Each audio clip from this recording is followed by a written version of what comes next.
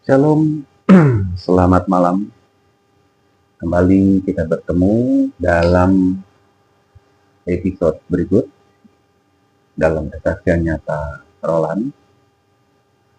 Dalam kesaksian kali ini, saya mau menceritakan kejadian nyata yang terjadi di depan mata saya dengan istri saya saat itu. Yang mana kejadian itu bisa dikatakan sebuah tabrakan maut yang melibatkan beberapa motor, dan di dalam kesaksian itu menggambarkan bahwa Tuhan bisa memakai siapa saja. Tuhan bisa memakai siapapun dengan media apapun untuk menunjukkan kuasa, kemuliaan, dan kedaulatannya atas hidup manusia. Bahkan baru di saat kejadian itu seumur hidup saya, baru kali itu yang benar-benar yang saya lihat mujizat. Mujizat ini pernah terjadi mungkin di Alkitab, mungkin di beberapa orang, tapi dalam kejadian itu Tuhan nyatakan mujizat kedaulatannya, dan dia menggunakan alatnya, yaitu saya dengan istri saya saat itu. Yang mana saat itu kami jauh belum memulai suatu pelayanan apapun. Tapi disinilah titiknya Tuhan menyatakan kuasanya. Bahkan Tuhan Yesus berkata, apabila tidak ada seorang pun yang mau memuji Tuhan, batu pun Tuhan bisa pakai untuk berteriak, bahkan memuji Tuhan. Bahkan ada satu ayat ya, yang mengenai kesaksian nyata saya ini. Ya. Saya mau bagikan satu ayat yang berhubungan sekali. Itu ada di dalam Kisah Para Rasul 10. Ya. Kisah Para Rasul 10 ayat 34 dan 35. Di sini saya bacakan untuk Bapak dan Ibu. Lalu mulailah Petrus berbicara. Katanya, sesungguhnya aku telah mengerti bahwa Allah tidak membedakan orang. Setiap orang dari bangsa manapun yang takut akan Dia dan yang mengamalkan kebenaran berkenan kepadanya. Di sini tegas-tegas Petrus mengatakan Tuhan tidak membedakan orang. Karena seringkali kita orang percaya, kita orang Kristen hanya mempercayai mujizat karunia terjadi hanya kepada hamba-hamba Tuhan, hanya kepada pendeta-pendeta. Tapi kita tidak paham bahwa Tuhan bisa pakai siapapun, bahkan diri pribadi pun, kalau Anda siap, Tuhan bisa pakai. Tinggal tergantung kesiapan kita dan iman kita. Ini yang seringkali terlewat dalam kehidupan orang-orang Kristen. Bisa kita mengalami bencana, malapetaka, musibah, sakit, penyakit. Kita tidak sadar bahwa Tuhan sudah memberikan kuasa kepada kita masing-masing untuk berseru, berteriak dengan nama Tuhan. Dan kita diberikan kuasa untuk menginjak ular dan kalajengking. Apa artinya? Tuhan sudah memberikan kuasa itu kepada kita, kuasa penyembuhan, kuasa untuk menolak serangan iblis dalam diri pribadi. Hanya dengan apa? Kita berseru berteriak nama Tuhan Yesus dengan sungguh-sungguh dan dengan iman. Ingat, perempuan pendaraan 12 tahun dengan iman dia pegang jubah Tuhan, dia sembuh. Seorang perwira Dikatakan kisahnya dalam Alkitab. Dengan imannya, dia berkata, Tuhan, hanya dengan perkataanmu, bujangku sembuh. Bahkan Tuhan berkata, aku tidak pernah mendapati iman sebesar ini di antara orang Israel. Maka terjadilah sesuai yang kau kehendaki. Bujangnya sembuh. Jadi tergantung dari iman Anda. Anda pun sanggup. Kalau Anda benar-benar beriman, fokus kepada Tuhan. Karena Tuhan juga berkata, doa orang benar, besar kuasanya. Tapi kita lain kali yang berpikiran bahwa, oh karena itu hanya dimiliki oleh hamba-hamba Tuhan, pendeta-pendeta, salah besar. Saya sangat bilang itu salah besar. Karena kita semua, Tuhan sudah berikan karunia dan kuasa itu. Tinggal tergantung kita bisa gunakan atau tidak. Kita percaya akan kuasa Tuhan atau tidak.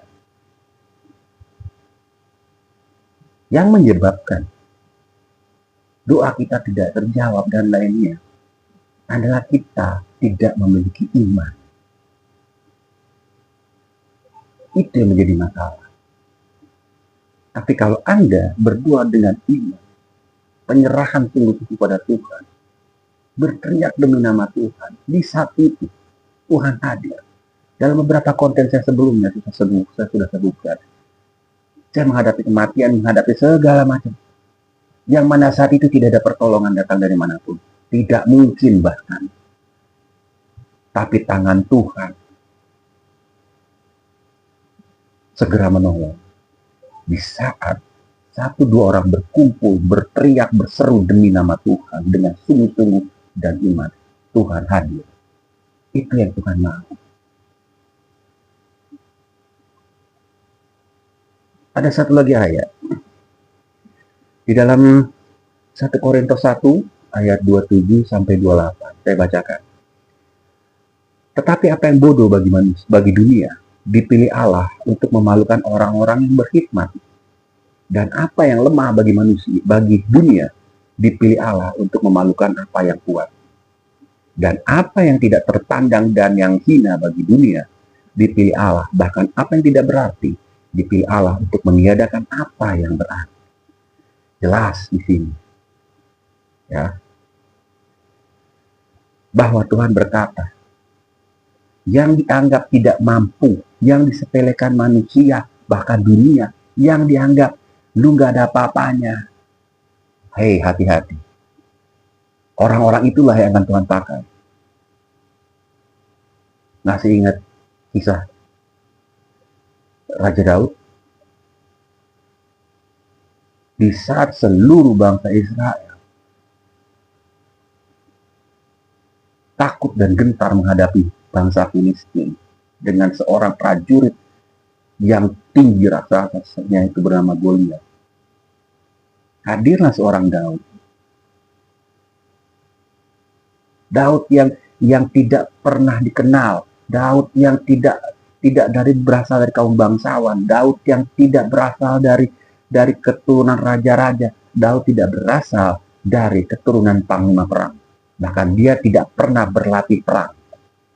Dia hanya seorang apa? Seorang penggembala domba.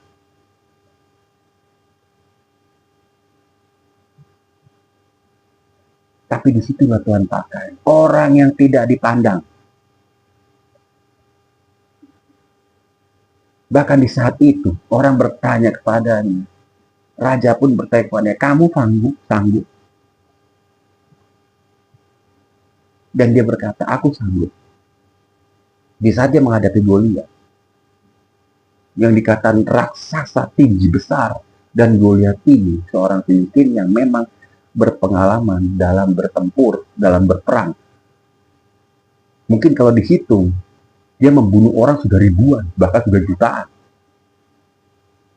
Dengan tinggi besarnya dia.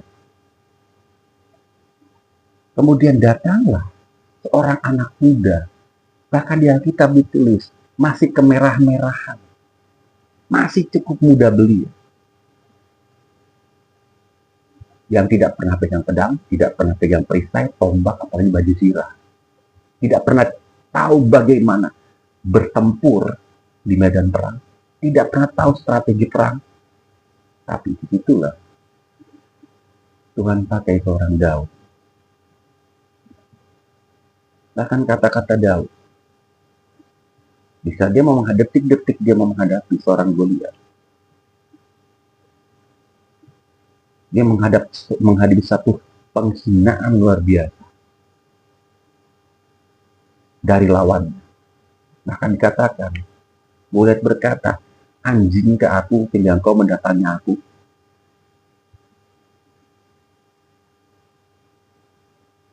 Tapi di situ, Daud menjawab dengan tenang. Engkau mendatangi aku dengan tombak, lembing, dan perisai. Tapi aku mendatangi engkau dengan nama Tuhan.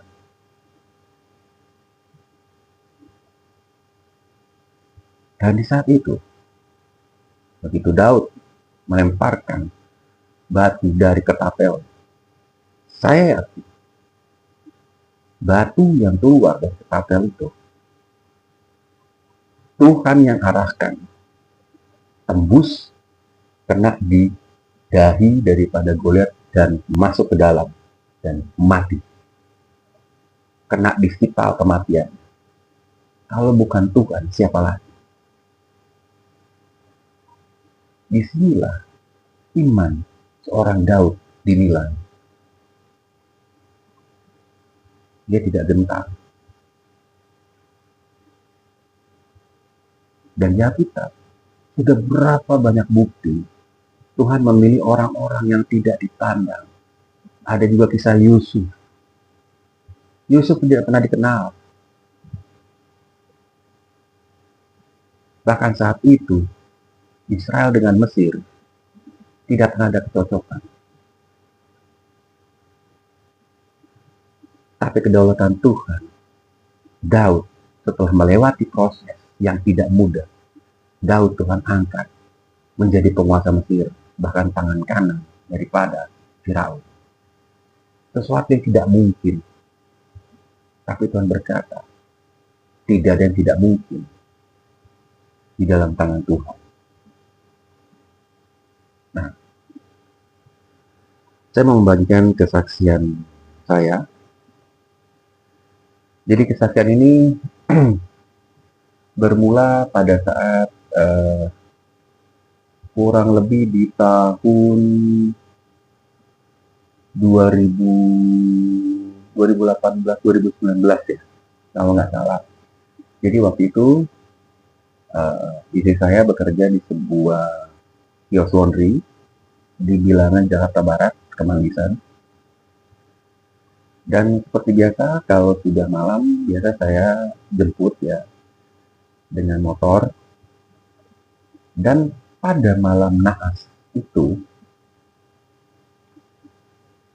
belum lama saya parkir motor.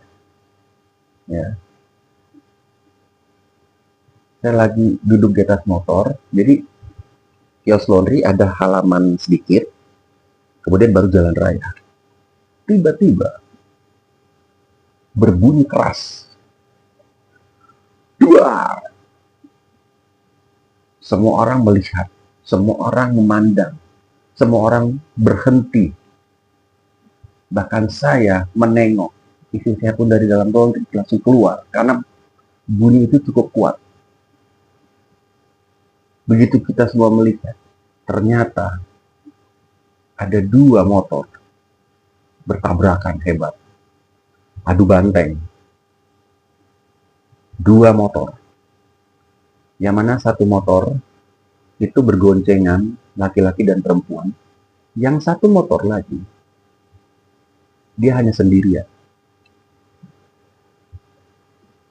Tapi menurut saksi mata, detik-detik sebelum kejadian, karena saya kan tidak melihat posisi di luar, tapi pandangan saya lagi teralihkan ke hal yang lain. Ya.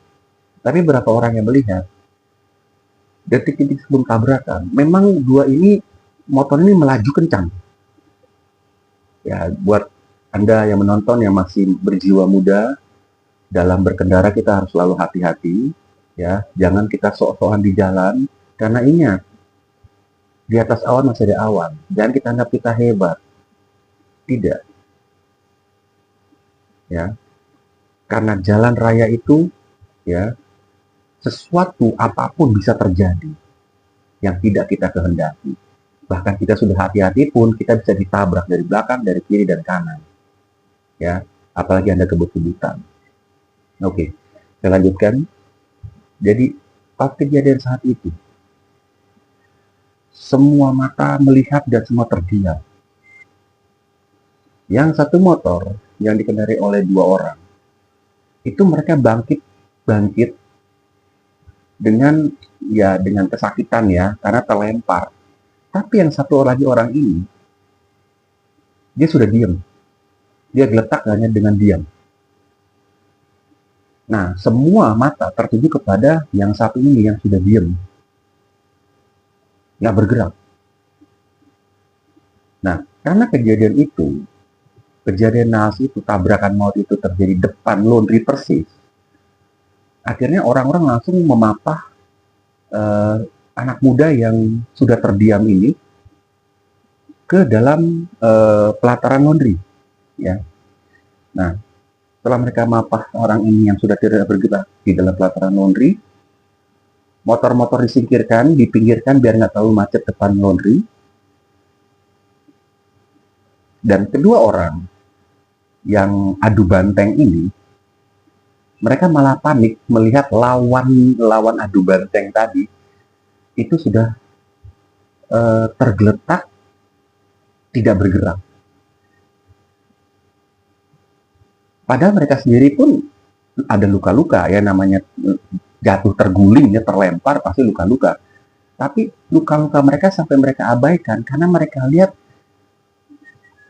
orang satu ini dia sudah tidak bergerak, benar-benar nggak bergerak, digoyang nggak gerak, sampai dibuka helmnya itu kan nggak bergerak, sama sekali nggak bergerak.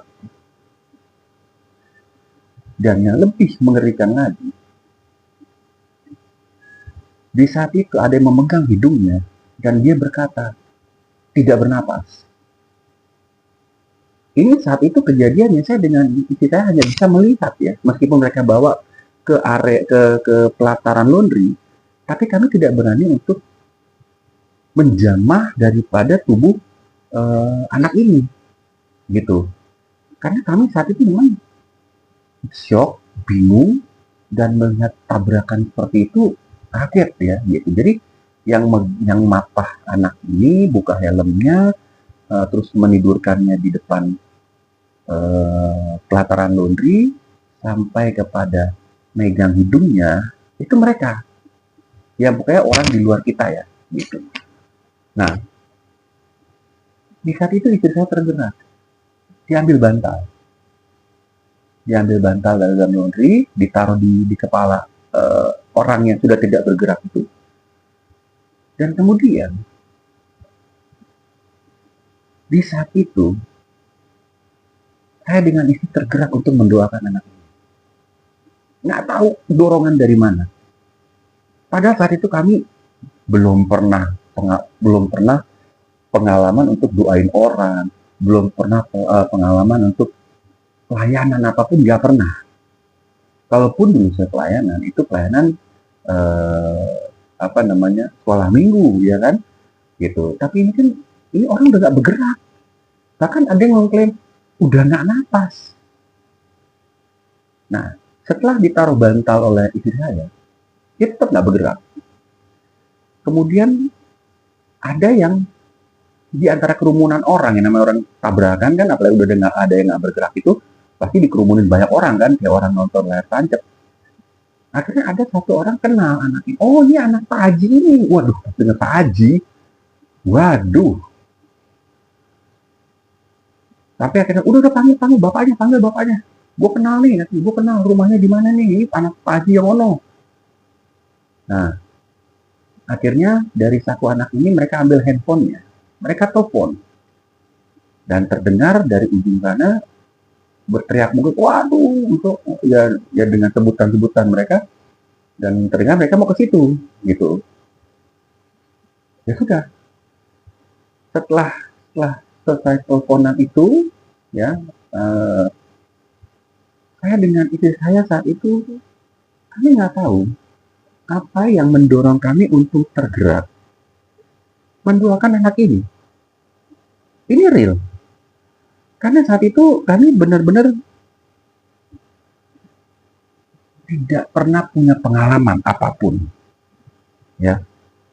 Jadi baik itu doain orang, jamah orang, apa kami nggak pernah tahu. Benar-benar kami saat itu kami tuh orang bodoh dalam pelayanan, dalam mendoakan orang. Orang lain istilah gini, doa diri sendiri aja lain kali ngaco gitu loh istilahnya. Nah, lain kali ya jauh kalau saya bilang itu jauh dari kesempurnaan. Bahkan doa pun jarang-jarang. Nah, di saat itu saya tergerak dengan ibu saya. Kemudian dia mengambil minyak urapan. Kebetulan di laundry, dia selalu sedia minyak urapan. Di rumah dia selalu sedia minyak urapan yang sudah didoakan.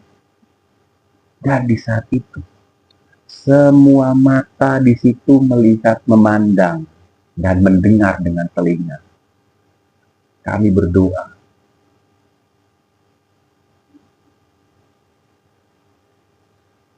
Kami berdoa, istri saya juga berdoa. Kami Tuhan, tolong anak ini. Dalam nama Tuhan Yesus, Tuhan berikan pemulihan. Bahkan Tuhan bangunkan anak ini dengan sehat sempurna. Tuhan tolong. Tuhan tolong. Bahkan di saat itu, istri saya keluar air mata, saya juga keluar air mata. Disertai dengan istri saya gosok dengan minyak urapan di kepalanya, di dahinya, di lehernya, bahkan di dekat mulutnya. Dan kami saat itu benar-benar nggak tahu dorongan dari mana. Kami hanya merasa pasrah, cuma kayak merasa ada yang di dalam kita itu mau ngomong. Ya udah kita biarkan aja. Tapi kami sadar, kami sadar, bukan kami pingsan juga, enggak, kami sadar. Dan kami lagi mendoakan anak ini. Bahkan saya pribadi tuh bingung, kok saya bisa berdoa seperti itu ya? Dan saya kayak istri juga bingung, kok dia juga bisa berdoa seperti itu. Dan terus kami doakan dia. Terus pakai minyak urapan. Bahkan istri saya keluar air mata, saya pun juga keluar air mata. Seperti kami mendoakan anak kami sendiri yang kena kecelakaan. Jadi kami menganggap anak ini seperti anak sendiri. Kami doakan, kami belai kepalanya, usap dengan minyak urapan. Dan di saat kami doakan, dari awal sampai terakhir kami doakan, semua mata memandang, melihat, dan mendengar doa yang kami sebutkan. Teriakan nama Tuhan Yesus yang kami teriakan.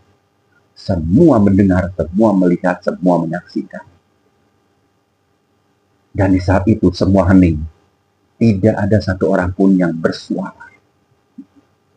Tidak ada seorang pun yang mencemooh. Semua terdiam. Dan beberapa orang menunduk. Dan Bapak tahu apa? Detik-detik sebelum ayahnya datang, ayah korban dia datang, tiba-tiba dia terbangun. Dia terbuka matanya. Dan dia bernapas. Padahal tadinya sudah tidak ada napas. Karena ada yang memegang hidungnya, itu nggak ada napas. Makanya nggak berani orang lagi langsung pegang dia, karena mereka tuh udah meninggal. Makanya langsung, anak Pak Haji ini nih, segera kabarin. Jadi memang orang-orang tahu anaknya sudah mati gara-gara tabrakan. Tapi saat itu mujizat Tuhan terjadi. Begitu anak ini terbuka matanya, dia langsung bernapas. Orang pertama yang dilihat adalah siapa? Saya dengan istri saya. Dan Bapak tahu, di saat itu dia langsung bangkit duduk. Dan dia berkata apa? Terima kasih Om. Terima kasih Tante. Terima kasih untuk doanya. Dan ada sepenggal kalimat dia berkata begini. Saya sudah melihat semuanya. Tuhan, Saya kaget. Dan langsung dia lanjut lagi dengan terima kasih ya Om, terima kasih Tante, terima kasih doanya. Gak lama itu hadirlah bapaknya dengan ya namanya dengan mungkin anaknya meninggal kan, mana anak saya, begitu masuk dia kaget ya anaknya sudah duduk, dia langsung peluk anaknya bilang kamu nggak apa-apa nak, enggak nggak apa-apa nggak apa-apa. Langsung anak itu berdiri dan bapak itu bingung melihat saya dengan istri saya. Bapaknya bingung. Dan bapak ibu tahu apa? Anaknya berkata, Om tante ini yang doain. Bapaknya lebih bingung lagi. Dan bapaknya memang ya salah satu mungkin ya pemuka agama di daerah situ ya. Akhirnya anak ini dibawa pulang. Dia pulang digonceng dan anak ini masih sempat melirik kepada kami, melihat kepada kami seperti tatapan terima kasih yang nggak kesampaian gitu. Dan setelah anak ini pergi, semua orang yang menyaksikan mujizat Tuhan terjadi saat itu hanya diam dan pergi satu persatu tanpa buka mulut. Bahkan motor-motor yang tadi tabrakan sudah dibawa sama mereka semua. Sampai nggak ada orang yang tertinggal lagi, semuanya keluar pergi dengan terdiam. Saya berkata pada istri saya saat itu, biarlah anak itu terus berkata-kata kepada keluarganya bahwa apa yang dia lihat, Tuhan siapa yang menyelamatkan dia dari kematian. Biarlah dia yang berkata-kata. Firman Tuhan akan terus terjadi dalam kehidupan ini.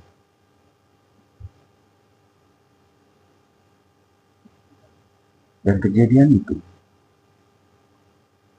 sesuatu sungguh yang di luar dugaan.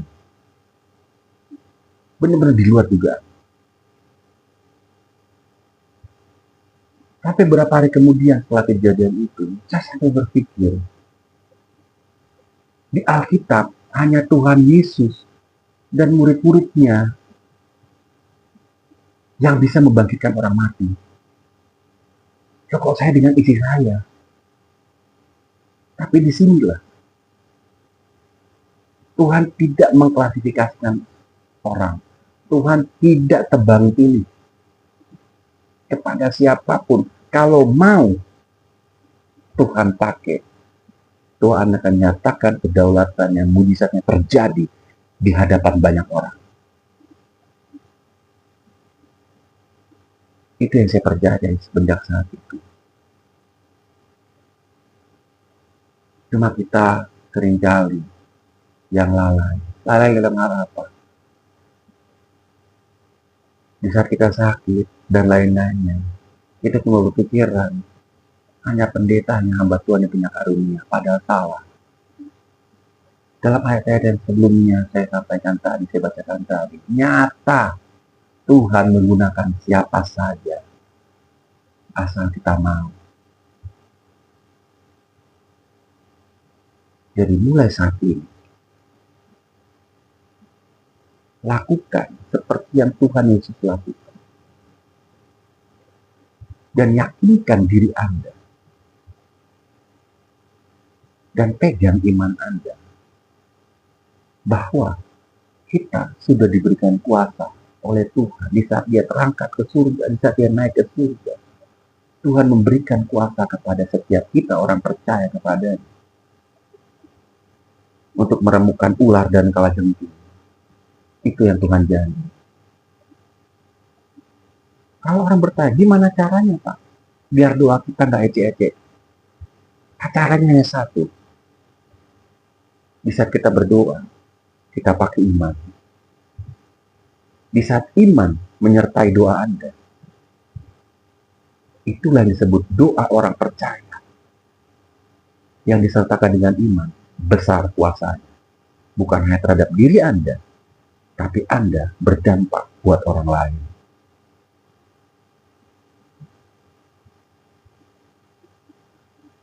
Semoga dengan kesaksian nyata saya ini dapat menguatkan iman kita semua dan dapat lebih yakin kepada diri kita bahwa di dalam diri kita kuasa Tuhan bersemayam. Gunakan itu. Jangan apa-apa kita tergantung kepada orang lain. Jangan. Kita harus hidup kita tergantung kepada Tuhan. Doa kita harus disertai dengan iman. Maka apapun yang kita doakan, besar kuasa. Lakukan itu mulai dari sekarang. Kalau perlu, setiap jam 3 pagi. Saya sudah lakukan ini, sudah 20 tahun lebih. Bangun setiap jam 3 pagi. Kalian sebelah, sekitar jam 4, mereka memulai dengan doa-doa. Kita jam 3, 1 jam lebih awal. Orang berkata, Pak itu jam ngantuk-ngantuk. Memang, siapa nggak bilang jam 3 ngantuk. Tapi kalau Anda terbiasa, Roh Kudus sendiri akan membiasakan. Bahkan Roh Kudus akan menjadi alarm Anda. Bahkan Roh Kudus yang akan membangunkan Anda pada jam tersebut. Setelah Anda lakukan doa jam 3 pagi, Anda mau tidur lagi silakan. Cuma, utamakan dulu Tuhan dalam satu hari itu. Nanti Anda akan lihat.